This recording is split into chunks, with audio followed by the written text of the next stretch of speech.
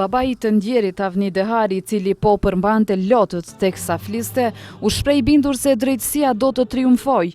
Sipas tij, ata që bën që Astriti fizikisht mos jetë në mesin e familjes deshën që këtë vdekje ta heshtin. Je i bindur Astrit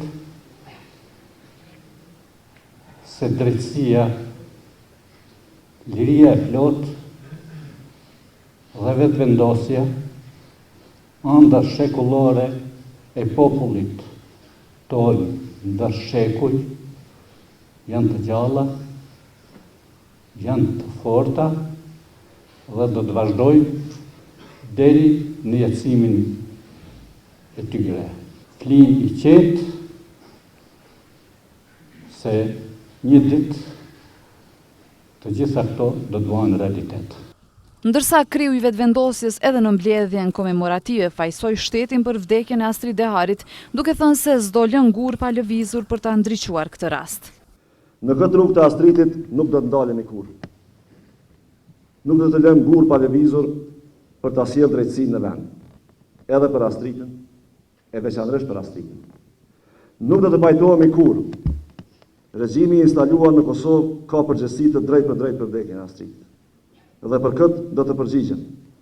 Pas mbledhjes komemorative, qindra qytetari u bashkuan marshit protestues dhe nën rreshtit të shiut, vazhduan rrugtimin deri tek Teatri Kombëtar i Prishtinës.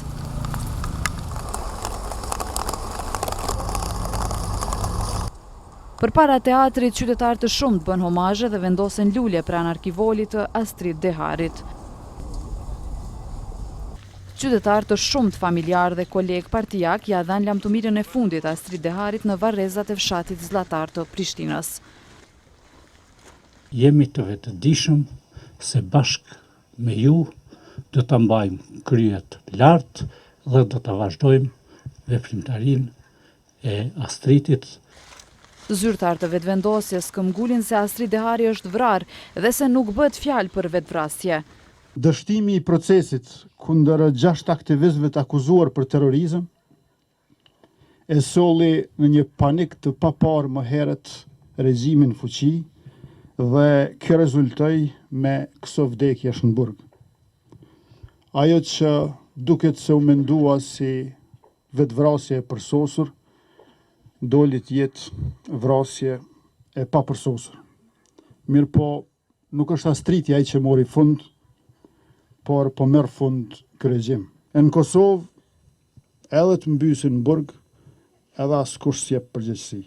Ndërsa kryetari i Prishtinës Shpend Ahmeti në Meslotësh kërkoi drejtësi për Astridin. Astrid fli qetë,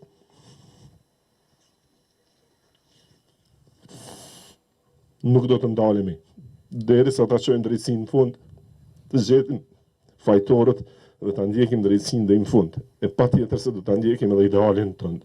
Lavdi. Astrid Dehari, 26 vjeçar, i cili u gjet i vdekur të shtunë në qendrën e paraburgimit në Prizren, la pas vetës gruan shtatzën, prindrit dhe motrën. Ai u varros afër vllaut të tij që kishte humbur jetën 2 vjet më parë.